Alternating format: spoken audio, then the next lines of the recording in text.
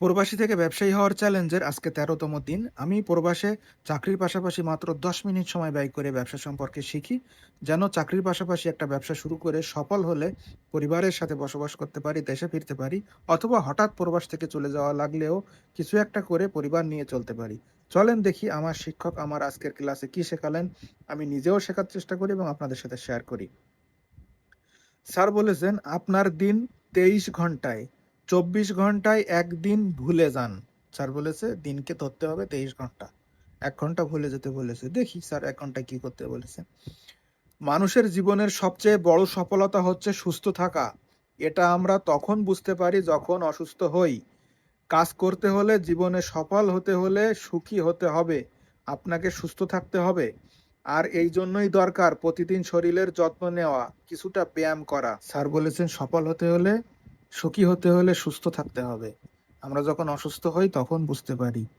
আসলেই ঠিক। আমরা কিন্তু বেশিরভাগ প্রবাসে যারা থাকি, আমরা কিন্তু ব্যায়াম তো করাই হয় না। প্রবাসে বাসায় এসি, যাদের বসা কাজ চাকরিতে, তারা তো ব্যায়াম করা হয় না। তারপরে যখন শরীর মোটা হয়, প্রেশার, ডায়াবেটিস, কোলেস্টেরল হয়, তখন আমরা আফসোস করি, হাই হুতাশ করি। এবং প্রবাসে প্রচুর মানুষ অসুস্থ। কেউ মোটা ভুগতেছে, অতিরিক্ত স্বাস্থ্যে নানান সমস্যা। তো স্যার বলেছেন প্রতিদিন ১ ঘন্টা সময় ব্যায়াম করতে হবে শরীরকে সুস্থ রাখার জন্য, এবং সুখী হতে হলে সুস্থ থাকতে হবে। অসুস্থ মানুষ তো সুখী, যতই টাকা পয়সা থাক, সে তো নিজেকে আনন্দ সুখী ফিল করতে পারে না। যাই হোক, এরপরে স্যার বলেছেন, এখন থেকে ধরে নিন আপনার দিন ২৩ ঘন্টায় বাকি ১ ঘন্টা ব্যায়াম, হাঁটা, দৌড়ানোর জন্য। দেখছেন, ১ ঘন্টা স্যার বলছে ব্যায়াম, হাঁটা ও দৌড়ানোর জন্য ধরে রাখতে হবে। এরপরে স্যার বলেছেন, কোনো সফলতা কাজে আসবে না যদি আপনি সুস্থ না থাকেন, ফিট না থাকেন। প্রতিদিন ১২ ঘন্টা ১৪ ঘন্টা কাজ করতে হলে ১ ঘন্টা ব্যায়াম করতেই হবে। না, স্যার বলেছেন ১ ঘন্টা ঘাম ঝরাতেই হবে। স্যার বলেছেন ১ ঘন্টা ঘাম ঝরিয়ে ব্যায়াম করলে প্রতিদিন ১২-১৪ ঘন্টা কাজ করা যাবে। শরীর ফিট থাকবে, সুস্থ থাকবে। এরপরে স্যার বলেছেন, প্রতিদিন অন্তত ৪৫ মিনিট হাঁটেন বা দৌড়ান এবং ১৫ মিনিট হালকা ব্যায়াম করেন। ঝড় হোক, প্রচন্ড শীত হোক, বৃষ্টি হোক কিংবা ব্যাপক গরম পড়ুক, একদিনের জন্য হাঁটা বা দৌড়ানো বন্ধ করা যাবে না। আপনি নিজেই টের পাবেন কাজের গতি বেড়ে যাবে। আসলেই আমরা প্রবাসে যখন থাকি, আমরা অসুস্থতায় ভুগি। আমরা দেশে যেয়ে যখন একটু ছোটাছুটি কাজ কাম বাড়ি এগুলা করি, আমরা কিন্তু একদম রিল্যাক্স হয়ে যাই, সুস্থ হয়ে যাই। কোনো রোগ ব্যাধি থাকে না। তো আমরা যদি প্রবাসে থেকেই এরকম প্রতিদিন ১ ঘন্টা স্যার যেভাবে বলেছেন ব্যায়াম করি, শরীর চর্চা করি, তো আ হাঁটি, দৌড়াই, ঘাম ঝরাই, তাহলে আমরা কাজ করতে পারবো। ইনশাআল্লাহ আমিও চেষ্টা করব এখন থেকে এইগুলো মানার এবং প্র্যাকটিস করার। এরপরে স্যার ১৩তম দিনের আ ৩য় ক্লাসে স্যার যেটা বলেছেন, আমি এক ভিডিওতেই ২ টো ক্লাস শেখার চেষ্টা করতেছি এবং আপনাদের সাথেও শেয়ার করতেছি। SWOT অ্যানালাইসিস, এটা খুবই সহজ করে আমি আপনাকে বুঝিয়ে দিব, যা ব্যবসা করতে বা কোনো সিদ্ধান্ত নিতে জানা খুব জরুরি। SWOT অ্যানালাইসিস কি, যেটা আমাদের সিদ্ধান্ত নিতে জানা জরুরি। আসলেই আমরা অনেকেই সিদ্ধান্ত নিতে পারি না। বাট আজকে শিখবো কিভাবে সিদ্ধান্ত নিতে হয়। এসতে স্ট্রেংথ, শক্তি। ডাব্লুতে উইকনেস, দুর্বলতা। ওতে অপরচুনিটি, সুযোগ। টিতে থ্রেট, হুমকি।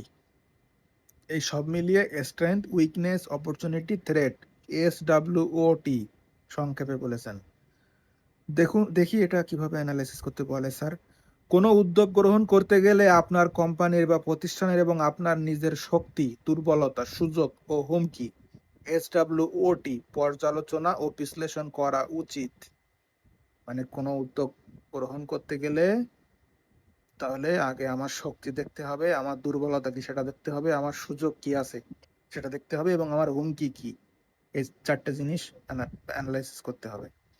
এরপরে স্যার বলেছেন, এই অ্যানালাইসিস করার মূল উদ্দেশ্য হচ্ছে আপনার ও আপনার প্রতিষ্ঠানের শক্তিশালী দিকগুলো খুঁজে বের করা এবং ওই সব শক্তিশালী দিকগুলো কোন কোন প্রেক্ষাপটে কাজে লাগানো যায় সেই সুযোগ বের করা। একই সঙ্গে বাজারে নামতে গেলে কি কি হুমকি রয়েছে তা বিবেচনায় নেওয়া। অর্থাৎ এটা কি এমন হতে পারে যে আমরা একটা ব্যবসা শুরু করছি, আমার এই প্রোডাক্ট বা আমার এই কাজটার শক্তি কি, কি উপকার কি মানুষের, হ্যাঁ, এবং দুর্বলতা কি এটা, এবং সুযোগ কি, আমার এই এই কাজটার বা এই ব্যবসা বা এই উদ্যোগের ফিউচার কি। এবং এটা করতে গেলে আমি কি কি হুমকির সম্মুখীন হতে পারি। আমাদের দেশে কিন্তু ব্যবসা করতে হলে আপনার সেম ব্যবসায়ী অর্থাৎ কম্পিটিটরের হুমকি, রাজনৈতিক হুমকি, চোর ডাকাতের হুমকি, নিরাপত্তা, এগুলো অ্যানালাইসিস করতে বলেছেন।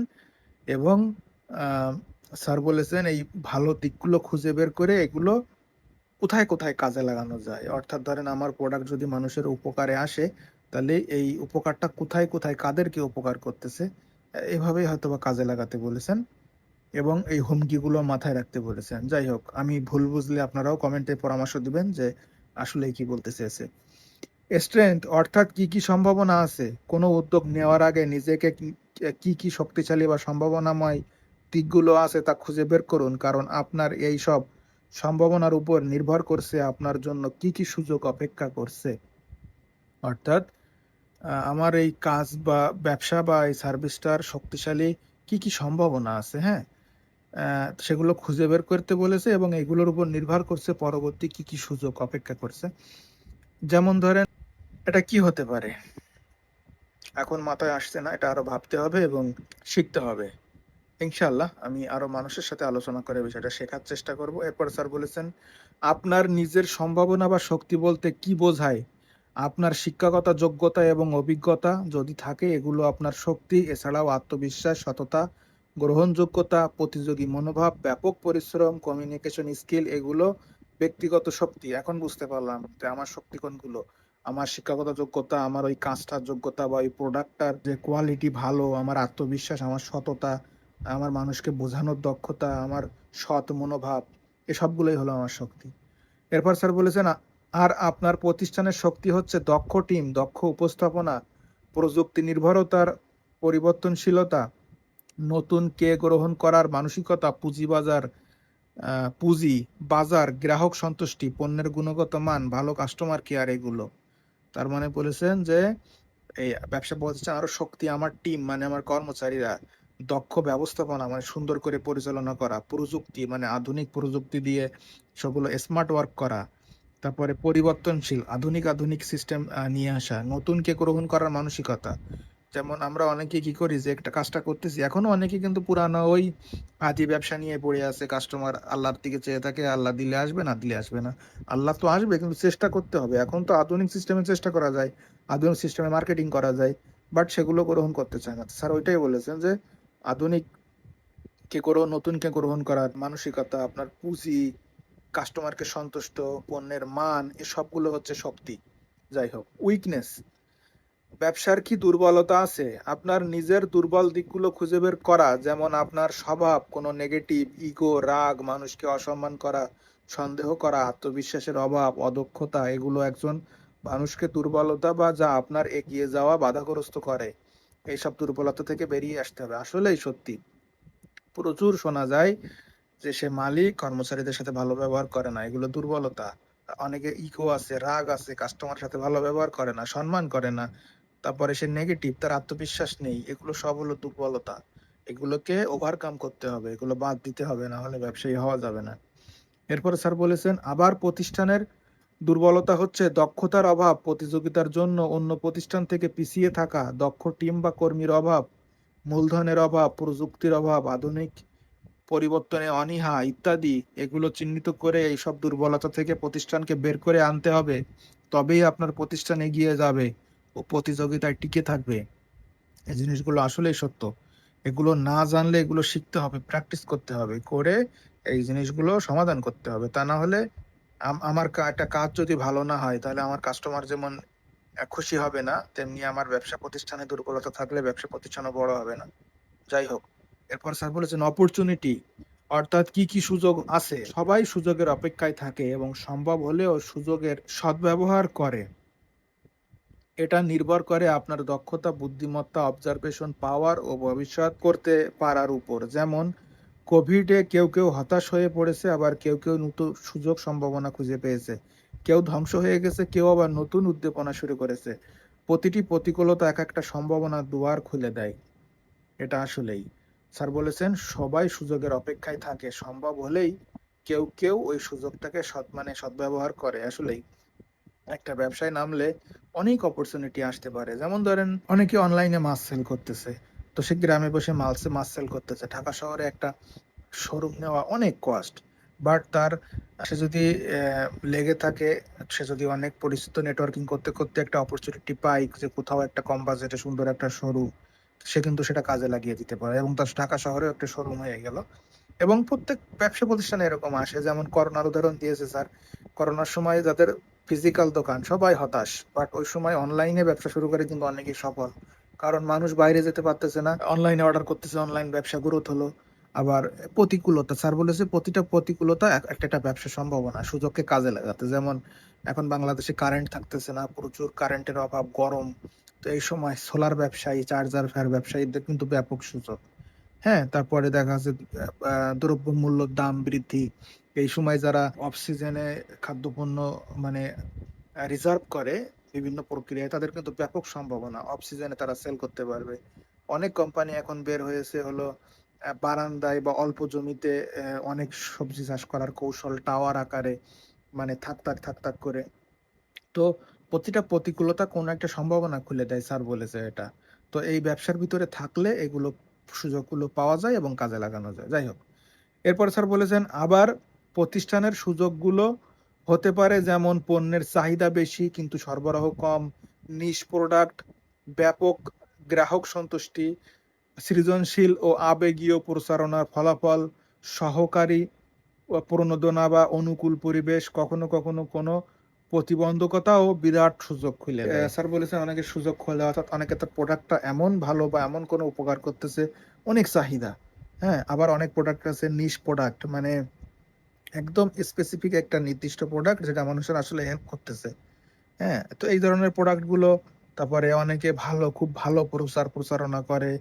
হ্যাঁ, তারপরে সরকারি প্রণোদনা পায় অনেক ব্যবসা, তারপরে প্রতিকূল পরিবেশ সব মিলিয়ে অনেক অপরচুনিটি আসে। স্যার বলেছেন কখনো কখনো কোনো প্রতিবন্ধকতাও বিরাট সুযোগের দুয়ার খুলে দেয়। থ্রেট, এরপরে স্যার বলেছেন থ্রেট অর্থাৎ হুমকিগুলো কি কি। আপনার সফলতাও এগিয়ে যাওয়ার ক্ষেত্রে হুমকিগুলো বিবেচনায় নেওয়া প্রয়োজন। যেমন আপনার ব্যক্তিগত নিরাপত্তা, শারীরিক অসুবিধা, দক্ষতা বা আপডেট না থাকার কারণে প্রতিযোগিতায় পিছিয়ে পড়া ইত্যাদি। আবার অনেক সময় আমরা এত বেশি কাজে ব্যস্ত হয়ে যাই যে নিজের শরীরের যত্ন নিতে ভুলে যাই। তাই প্রতিদিন 1 ঘন্টা ব্যায়াম, ঘাম ঝরাতে হবে, হাঁটা, দৌড়ানো বা হালকা ব্যায়ামের মধ্য দিয়ে না হয় প্রচুর সম্ভাবনা থাকা সত্ত্বেও আপনি কাজ করতে পারবেন না। স্যার বলেছেন থ্রেডের বিষয়গুলো যে সফলতা এগিয়ে যাওয়ার ক্ষেত্রে হুমকি বিবেচনায় রাখতে হবে। তার ভিতরে আপনার ব্যক্তিগত নিরাপত্তা, আসলে একজন ব্যবসায়ী হলে কিন্তু তার অনেক শত্রু তৈরি হয়ে যায়। তারপরে শারীরিক অসুস্থতা হতে পারে, আপনার দক্ষতা আরো অনেক দক্ষ অর্জন করতে হবে, আধুনিক কিছু শিখতে হবে, এগুলো না শেখা, তারপরে আপডেট না থাকা আধুনিক সিস্টেম সম্পর্কে। তাহলে আপনার সেম ব্যবসায়ী অন্যরা এগিয়ে যাবে, আমি প্রতিযোগিতায় পিছিয়ে পড়বো। হ্যাঁ, অনেকে অনেক বেশি কাজে ব্যস্ত থাকে, শরীর অসুস্থ হয়ে যায়। স্যার বলেছে শরীরের যত্ন নিতে হবে, ব্যায়াম করতে হবে এবং আপডেট থাকতে হবে এবং এই থ্রেড গুলো মাথায় রাখতে হবে। যাই হোক, এরপরে স্যার বলেছেন আপনার প্রতিষ্ঠানের হুমকিগুলো এমন হতে পারে যেমন আইনের পরিবর্তন, প্রযুক্তির পরিবর্তন, বড় প্রতিযোগিতা প্রতিষ্ঠান, গ্রাহকের রুচির পরিবর্তন, পণ্যের মান খারাপ হওয়া, দক্ষ কর্মী চলে যাওয়া, আপনার নিজের কোম্পানি যথাযথ সময় না দেওয়া ইত্যাদি। এইগুলো হুমকি থাকতে পারে, এগুলো মাথায় রাখতে হবে এবং ওভারকাম করার প্ল্যান থাকতে হবে। এরপরে স্যার বলেছেন উপরের 4টা বিষয় পর্যালোচনা করে আপনার সিদ্ধান্ত নিতে হবে, তবেই আপনার সফলতা কেউ ঠেকাতে পারবে না। ইকবাল বাহার জাহিদ স্যার, নিজের বলার মতো একটা গল্প ফাউন্ডেশন। আজকের সেশনটা অনেক বড় ছিল, কিন্তু আপনার যদি একজন ব্যবসায়ী হওয়ার স্বপ্ন থাকে আমার মতো, তাহলে অবশ্যই এই জিনিসগুলো আমাদের শেখা দরকার, জানা দরকার। আসলে আমাদের মানে একজন ব্যবসায়ীর কাজে লাগবে। তো আপনি যদি মনে করেন যে এখান থেকে ভালো কিছু শিখলেন, উপকার পেলেন, তাহলে আমাকে কমেন্টে আপনার আগ্রহ প্রকাশ করবেন এবং আমি পুরো সিরিজটা আমি নিজে যেটা শিখছি আপনাদের সাথে শেয়ার করার চেষ্টা করব। আমার সাথে আপনাদেরও শেখা হয়ে গেল এবং আমি ভালো কিছু করলে সেটা আপনারা দেখতে পাবেন, ভুল করলে সেটাও আপনারা বুঝতে পারবেন এবং সেই ভুলগুলো আপনারাও না করলে আপনারা লাভবান হবেন। তো সব মিলিয়ে অনেক ভালো হবে। এবং আপনারা যদি পুরো সিরিজটা দেখতে চান, ইউটিউবে একেবারে 1 থেকে শেষ পর্যন্ত পুরো সিরিজটা আপলোড করা হবে, ওখানে সিরিয়াল অনুযায়ী পেয়ে যাবেন। তো ইনশাল্লাহ দেখা হবে কালকে সন্ধ্যায়। আজকের মতো আল্লাহ হাফেজ।